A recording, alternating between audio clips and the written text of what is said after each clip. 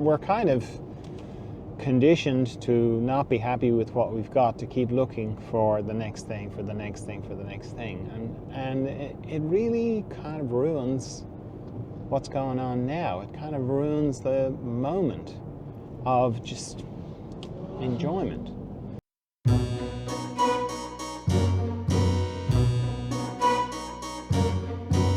Hello friends, John Dalton here for the Emergence Podcast, where we go into love, consciousness and the mystery.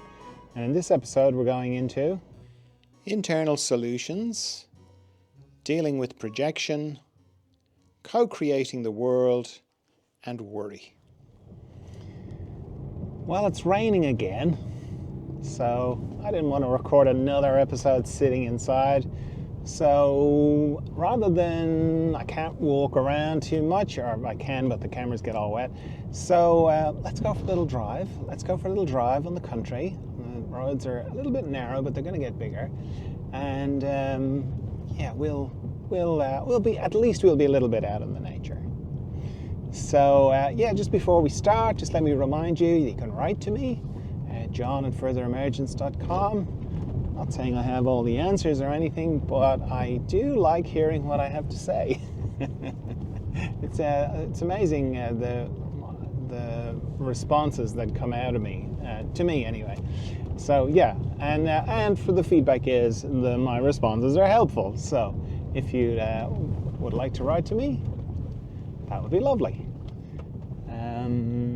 Now let's have a look at some of the memes on the Further Emergence Instagram feed. The first one says, "The biggest mistake I ever made was waiting for the outside world to make me feel good, instead of feeling good, thus creating outside." So this comes back to something that I talk about quite a bit, which is looking for external solutions to internal problems. And for as long as you're looking externally, an external solution to an internal problem, it's not going to work. You're not going to get happy. And the tricky thing about it is a lot of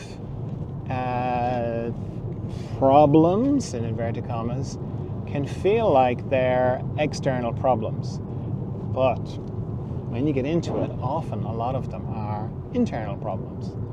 Like money, like love, for example. People are like, oh, if I could just meet somebody and, or I'm with somebody but they don't love me, or they don't love me back the way I want to be loved, or if I just had more money, everything would be great.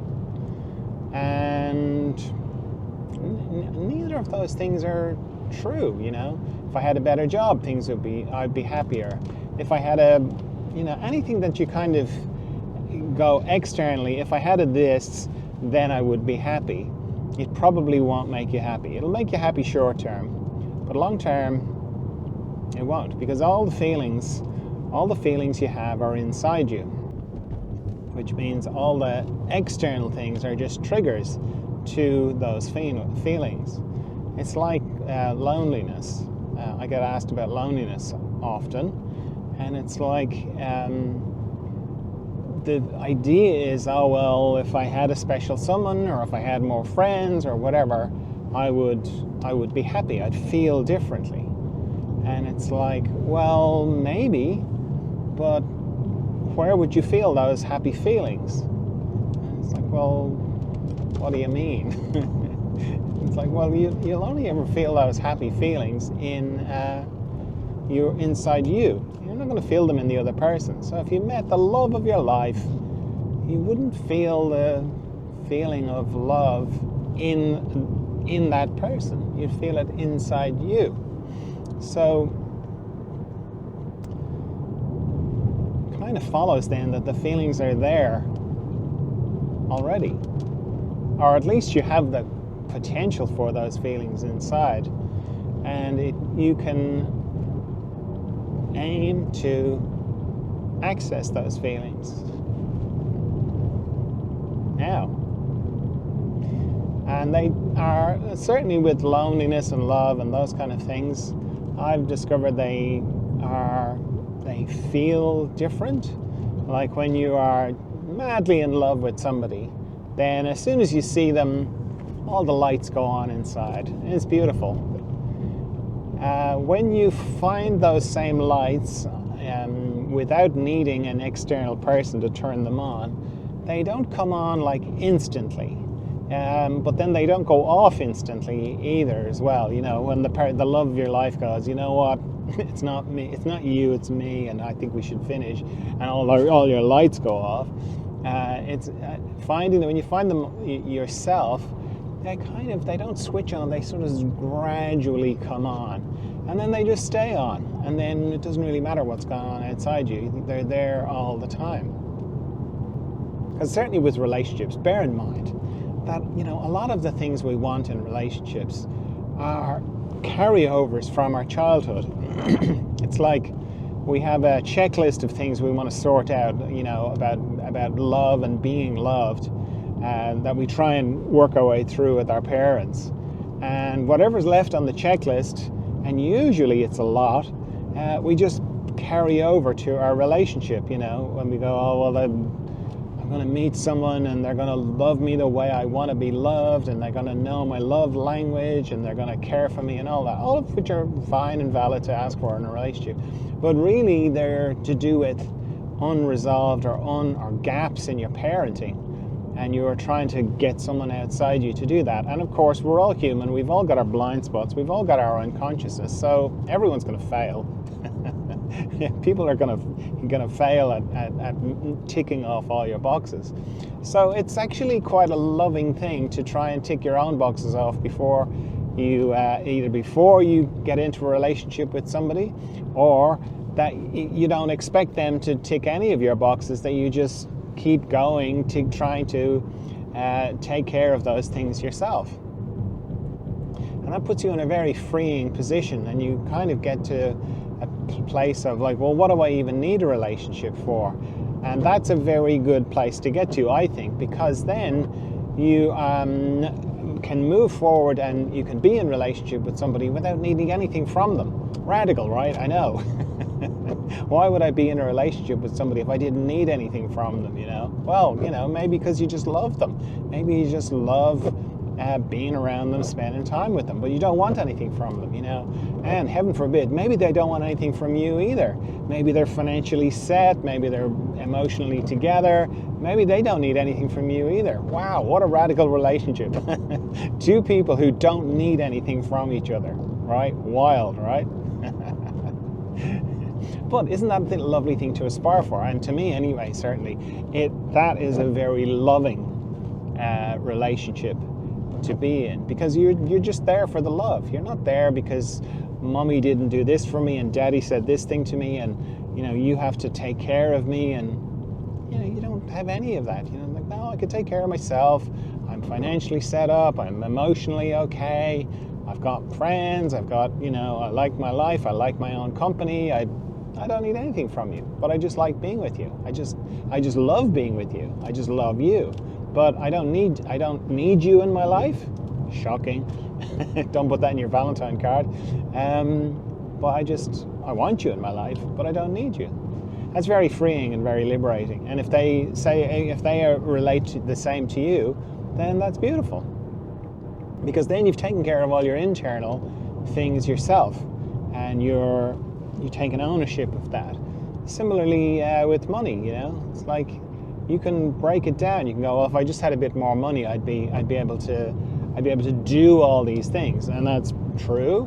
But then it's like, and then what? And then I'd feel all these things, and it's like, well, okay, so that means the feeling is in there already. You just got to access it. It's like, yeah, no, but I need the things, and it's like, well, that's like saying I need the person. You may not need the person, and you may not need the things. You may be happy now. It's like there's I don't know if it's an urban legend or whatever, but there's a story that goes around about this guy who's many businesses, and he's a very successful businessman. He's on holiday on some lovely desert island kind of thing, or an island, right? I was going to say Caribbean island. I don't know what island it is. Okay. Anyway, he notices the fishermen. He's watching them, and they go and fish, and then they come home. They come back, and when they're finished getting rid of the fish, they lie in the sun or near their boats. One day he goes over to them and he starts asking them all these businessy kind of questions. How many fish do you catch, and how much do you get for them, and all this kind of thing. And then he says he had to kind of wake the guy up to have this conversation with, because he was just enjoying this sunshine. And he says, if you bought another boat, you could double the amount of fish that you got, and then you could get twice as much money, and with that then maybe you could get a third boat, and then you could that's triple the amount of fish, and you could make a lot more money. And the guy's listening to him going, yeah, okay, and then what? And it's like, well, then you'd have lots more money, and then you could go on a vacation, and you could do And the guy goes, do what? And he says, well, you could rest. And he said, so I'm doing that now. I'm resting now in the sunshine in a place where you have come on vacation. Except I'm here all the time. This is my life. And it's kind of getting that mentality, really, in a way, of going, it's kind of what I was saying before about a satisfied life rather than a successful life. It's kind of, we get so fixated on the external stuff, like if I just had a better car, if I just had a better house, if I just had a better whatever. It's like, yeah, and then what? And then I'd feel happy. It's like, well, why not aim for being happy now with what you've got?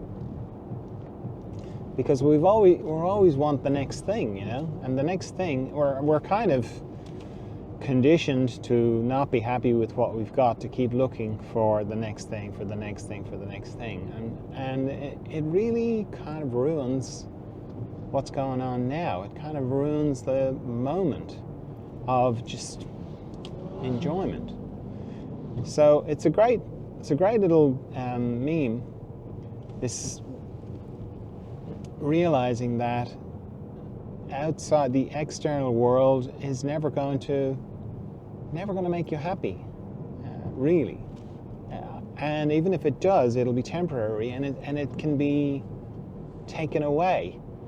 So you're always at the mercy of the external world, which doesn't have to be like that. You can be, if you find out how to access your own happiness, then it can't be taken away from you, because it's inside, and it's inside anyway to start off with. The external stuff is just a trigger. So, and just as an aside, when it comes to money, the happier you are with the money you have, helps the money you don't have come to you more. If you're forever kind of going, I don't have enough, that's what you're putting into this neutral field. So you will just continue to not have enough. Whereas if you are like, wow, I'm just so happy with what I've got, I feel so grateful, and I feel so abundant with all the things I have, it's beautiful. Then that goes into the neutral field, and more comes to you. And the next one says, if you understood how frequently people cope by projecting, you'd learn to take nothing personally. This is great and very true. And it's great on two levels, because if you realize that many people cope by projecting, if you kind of get that, that's a very calming thing, because usually they'll be projecting on you, and if they do that, it's very easy to take it personally. And if you kind of know that most people's default mechanism for coping is is through projecting. And you realize, yeah, I know they've said that to me, or they've projected it onto me, or whatever, and it was directed at me, and yes, I'm very within my rights to be quite upset, but it's probably not about me. It's probably a lot more about them. When you see that, then it's like, well, I just happen to be within the blast radius of their projection. And yes, it was very pointedly directed at me, but it's probably not to do with me. That's very liberating.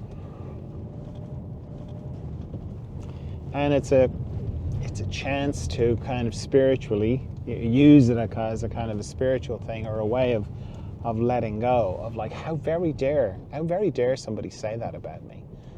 How dare they say that about me? I'm such a lovely person. How dare they say that about me?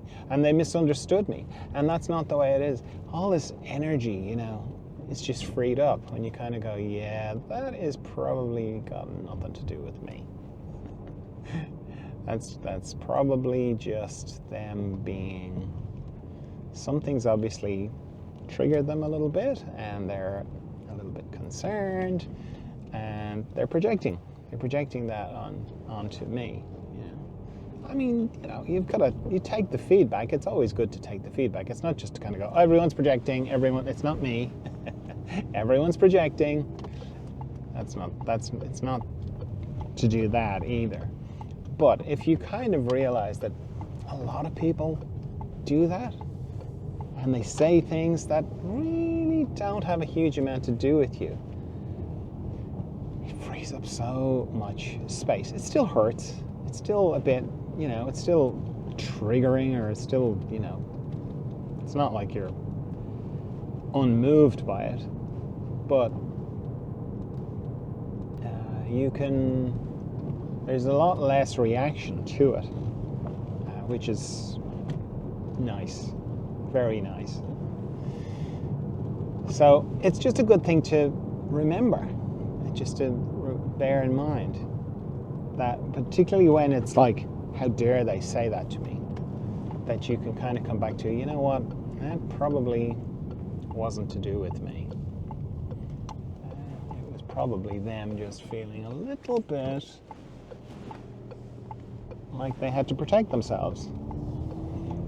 And the nice thing is, then, that gives you access to compassion. When you can be compassionate towards someone, it's so much easier to kind of get to what's really going on with them.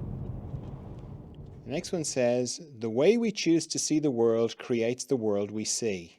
The way we see the world creates the world we see, does it? I mean, it's not just to accept these things and go, oh yeah, okay. Does it? Does the way we see the world create the world we see?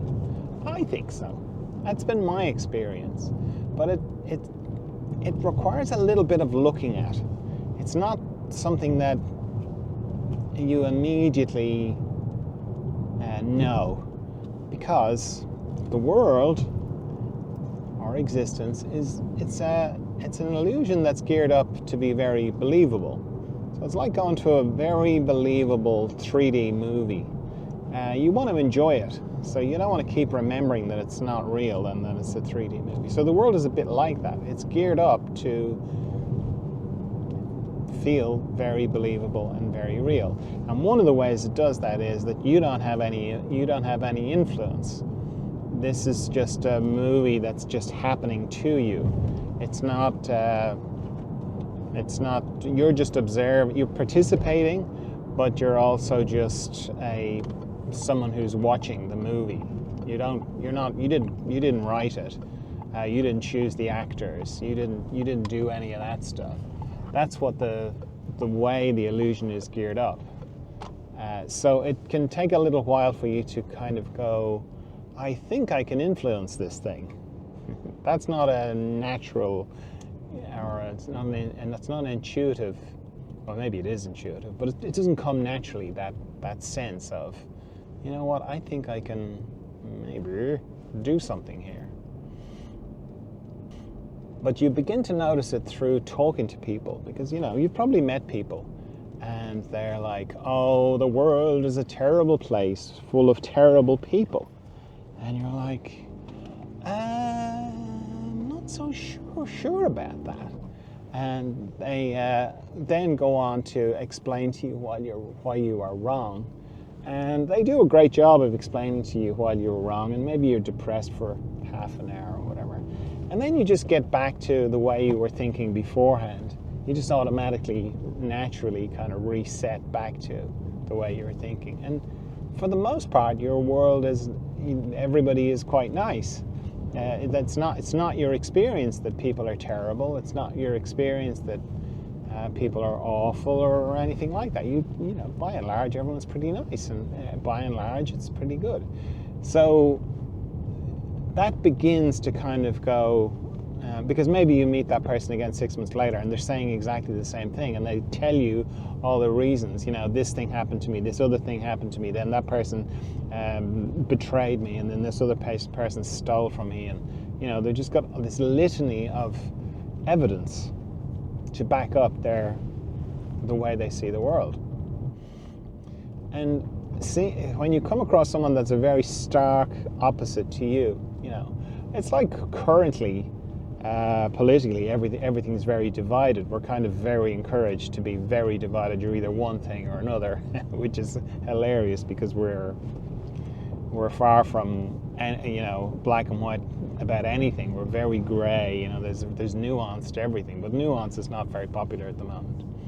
So you can meet someone who's at the other end of the spectrum from you ideologically, and they can explain why they see the world that way, and you can kind of go, yeah, right. And who they talk to, who they listen to, they've got all these examples, and you can kind of go, wow, yeah, I can see how from their perspective that is the way things are the way they think they are, because they think the way they do.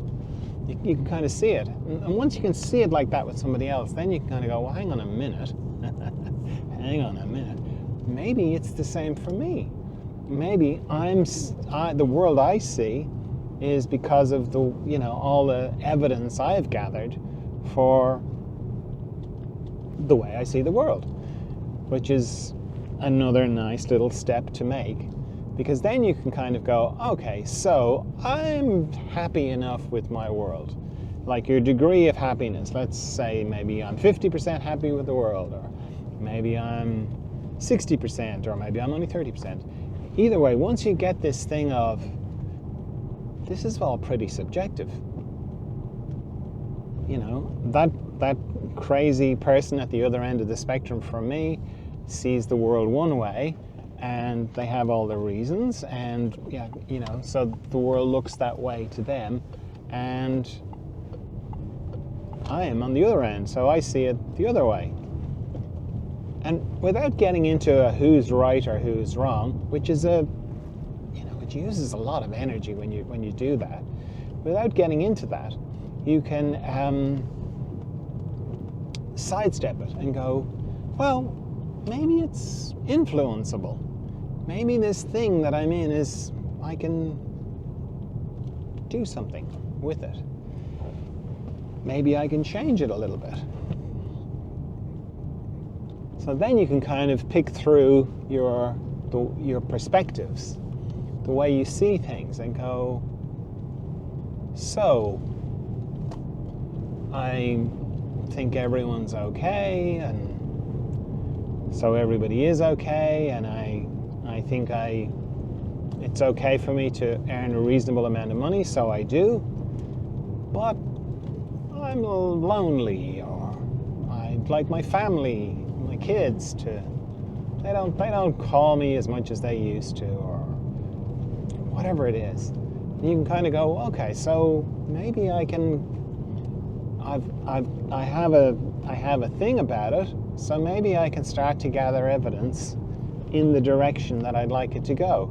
Maybe let's say if it's money, I'm concerned about money. I don't think I earn enough money, or I'd like to earn more money. Well, maybe I can start looking into what's going on there, because a lot of this kind of stuff is It's behind the scenes. It's not immediately obvious what our thinking is that has led to our reality, and we can begin to sort of pick it apart a bit and change it. And you might go, "Well, that's not going to make any difference." You mightn't say it in that high-pitched voice. Yeah, but it does make a difference. It does in the same way. Because you can be sure the person who thinks the world is a terrible place, they didn't wake up one morning and go, "You know what, I'm sick of everything going so well. I think I'm going to start thinking that the world is a terrible place."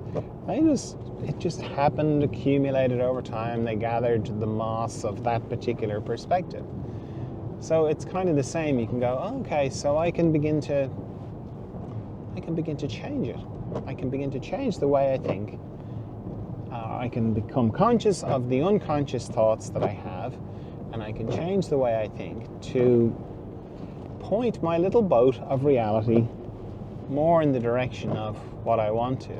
And then this meme becomes more real. You know, the way we see the world is it becomes the world that we see.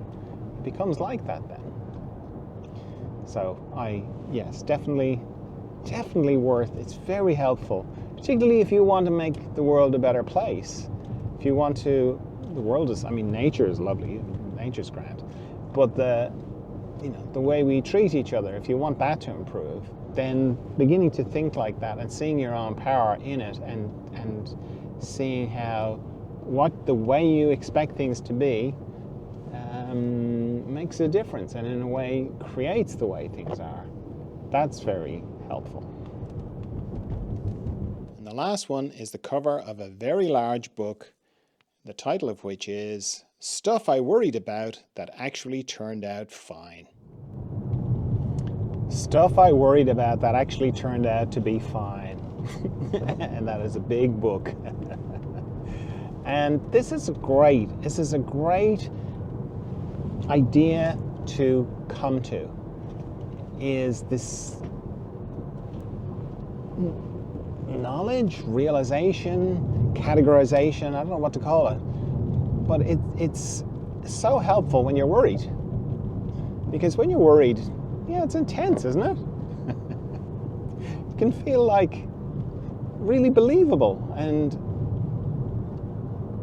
unless you, understanding the mechanics of worry is it's really helpful, because it's linked to our nervous system, and our nervous system is designed, in some parts of it are designed to keep us alive. So it's not like idle thinking. It's not like, "Oh, wouldn't it be interesting if this happened?" And it's not like a daydream. It's like alert, it's intense, it's, "Oh my God, this is gonna happen, what am I gonna do?" It's not a little thing. It's very charged. And when we're in it, it has a cascading atmosphere to it. So we can feel like the thing that we are just, what would have been just a daydream, we feel like that is a serious problem. Very serious problem. So, and it's the sort of thing that keeps us awake at night. So knowing that our worry mechanism is, it's like lying in a beautiful meadow and then scanning the horizon. Our worry mechanism scans the horizon looking for potential threats, and if it can't see any, it starts to make contingency plans for what it would do if there were threats. So that kind of ruins the lovely meadow experience, because it puts us into this terror state. And it can be, it's not like, it's just a daydream, I'll daydream about something else. As anyone who has tried to stop worrying will tell you, and if you've had this experience yourself, you'll know, it's very hard to turn it off. Because it's like, it kind of overrides our thinking. It kind of hijacks our thinking, because it's like, no, this is important. This is life or death. This is destruction, total destruction. You're going to be totally destroyed if we don't sort this out. If I don't come up with a plan to help you not be destroyed, well, then you're going to be destroyed, and that's not good. Nobody wants that. So let's run through it again. You're 2 in the morning, and you're like, I don't want to run through it again. I just want to go to sleep. It's like, no, you have to run through it again. You know, and what about if this happens? And what about if that happens? You know? So, having the big stack of books all under the title of things that I worried about that turned out to be fine is very good to kind of gently bring to my worrying mechanism and go, I know you're just trying to take care of me. I know you're just trying to protect me, and I appreciate the intention, and I get it, but it's ruining the moment. I'm supposed to be enjoying this meadow. I'm lying in this lovely meadow, and the butterflies are around, and you're, you know, concerned about getting stung by a bee, and I've never been stung by a bee, and maybe I'm allergic to it. Maybe I'll go into anaphylactic shock. What do you do when you go into anaphylactic shock? What are you supposed to have, a pen, an EpiPen? Is that just like a normal pen? Is it a special pen? What's in it? You know, should I get one just in case? Maybe I should get one now. Are there any shops near here? I don't know. I mean, I didn't check. What's the nearest town? Let me get my phone out and check where the nearest town, and so on. So you're kind of ruining the vibe here. So, chances are I'm going to be fine. Chances are nothing bad's going to happen, you know.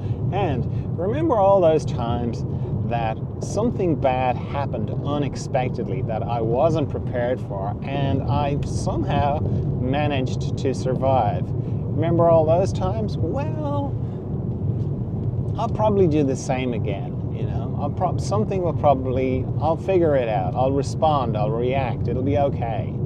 So could we just amp down on the worrying? I totally understand you're just trying to protect me, but you're actually kind of ruining my experience here. So could we amp down on that so that I can enjoy the experience, and then, you know, you can at another time maybe suggest some appropriate solutions to imagined scenarios, but for now let me just do that. And here's all the evidence for why it's probably not going to happen. Here's all the evidence of all the times that I worried long into the night about things, and I, you know, ruined my health a little bit because I didn't sleep very well, or I constricted my intestines so much I caused, you know, cramps. It wasn't really that helpful, and the things that I was worried about didn't actually eventuate. So maybe let's not do that. So that's the benefit, as far as I can see, of gathering evidence for things I worried about that turned out to be fine, so that I can, when I am worried, I can begin to de-escalate, tone it down a little bit, return to the moment, because a lot of worrying doesn't really have any action, no intention to act associated with it. It's just kind of worrying not so much for the sake of worrying. It's got a point, you know, and you can't get into a fight with it and go, oh, that's not going to happen, that's not going to happen. But you can bring evidence to it and go, well, here's all the things I worried about that didn't happen, and here's all the things that I didn't even know were going to happened. I had no plan for, I had no contingency, and I figured it out. I got through. So this could also be one of those things, and usually the first couple of things that you think of are usually right. And then also when you calm down from worrying, you can be actually more creative. Different kinds of solutions can come to you, and you know, you can find that you have solutions that you wouldn't have thought of if you'd been just stuck in the worry. So it kind of, if you de-escalate it from worry to problem solving, then you can be a bit more creative about it. And when you do that, then when the escalation, the adrenaline is not involved in it, then there's much better chance that you will come up with some creative kind of solutions. All right, that's all I have for you this time. I trust you're well. I trust you're of good cheer. And I'll talk to you again soon. Bye.